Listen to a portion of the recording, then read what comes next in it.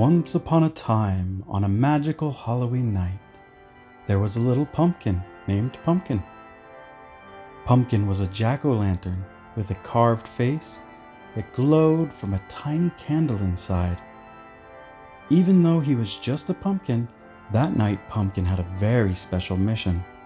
It was his first time going out for trick-or-treating.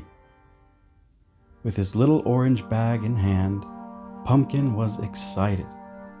He walked through the streets filled with spooky decorations, skeletons hanging from the trees, black cat cutouts in the windows, and houses glowing with the colorful lights and fake cobwebs covering the bushes. The air was cool, and Pumpkin could feel the Halloween spirit everywhere. Knocking on the first door of the night, he cheerfully said, "Trick or treat." A kind lady came out and smiled at him and gave him some candy. Pumpkin, grateful, put them in his little bag and continued on his way, determined to fill his bag with treats. Before long, Pumpkin met his first friend of the night. It was a little ghost named Goosey. Goosey wore a white sheet from head to toe, and although he was a bit shy, he always had a big smile. "Hi, Pumpkin," Goosey said softly. "How is your Halloween night going?" "Hi, Goosey. I'm collecting a lot of candy. Look how much I have already." Pumpkin lifted his bag, which was starting to fill up. Goosey looked at him with curious eyes and said, "That's great, but remember not to eat too much candy all at once. Sometimes, if we eat too much, we feel sick afterwards. It's also nice to share with friends." Pumpkin thought for a moment. "You're right, Goosey. Sharing is always important. But I still want to collect a lot more before I start sharing." And with a giggle, they kept walking together through the streets, knocking on doors and asking for candy. As they walked, they met a little witch named Mimi.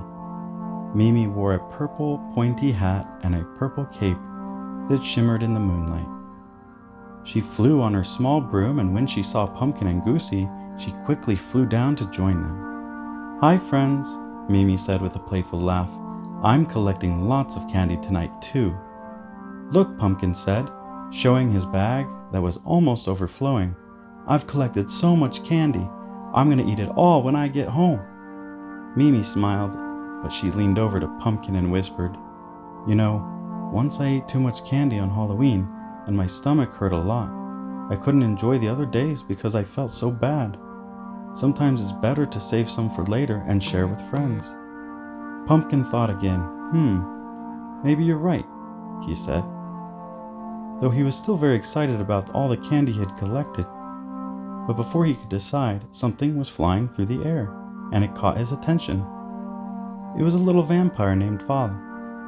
Flying above them with his bat wings flapping gently in the wind, Val wore a black cape and his tiny fangs sparkled in the moonlight. "Good evening, friends," Val said as he gracefully landed next to them. "How's the candy collecting going?" "Very well," Pumpkin replied, proudly showing his almost full bag. "But Goosey and Mimi say I shouldn't eat it all at once. They say I might feel sick." Val nodded. "They're right. Once I drank too much sweet grape juice in one night and my tummy hurt for days. Since then, I've learned to enjoy just a little at a time and share the rest. That way I can enjoy it longer and my friends are happy too." Pumpkin was starting to understand. Eating all the candy at once didn't sound as fun if it would make his tummy hurt. Plus, sharing with his friends seemed like a great idea. "I think I'll start sharing my candy tonight," he said with a smile. "It'll be more fun if we all enjoy it together." The group continued walking through the neighborhood and collecting more candy and laughing together. As they walked, they met another friend, Bati, a very friendly bat who flew in circles above their heads. "Hi guys," Bati shouted from the air. "Happy Halloween!" "Hi Bati," everyone replied in unison. Bati softly landed next to them and looked at their full bags of candy. "Pumpkin has collected lots of candy," said Val, pointing at his friend's bag. "Wow!" Bati exclaimed, looking at the bag in amazement. "But you don't want to eat it all tonight, right? Sometimes sharing what you have with others makes everything more special. Plus, candy tastes much better when you enjoy it slowly. Pumpkin smiled. He now fully understood. His friends were right. Halloween wasn't just about collecting candy, it was about sharing it, enjoying the moment together. It's true, he said excitedly. I'm not going to eat all the candy tonight. I'm going to share it with all of you so we can all enjoy it together. With a big smile, Pumpkin opened his bag and started handing out some of his favorite candies. Mimi, Goosey, Val, and Bati did the same. And soon everyone was sharing their candy and telling fun stories under the light of the moon. Just when they thought they had met all the friends they could, a strange noise was heard in the distance. Slow footsteps, like someone dragging their feet, were coming closer. Everyone turned around and saw a little zombie named Zane. Zane had green skin and a torn shirt, but his smile was kind and friendly. "Hi, Zane," Pumpkin shouted excitedly.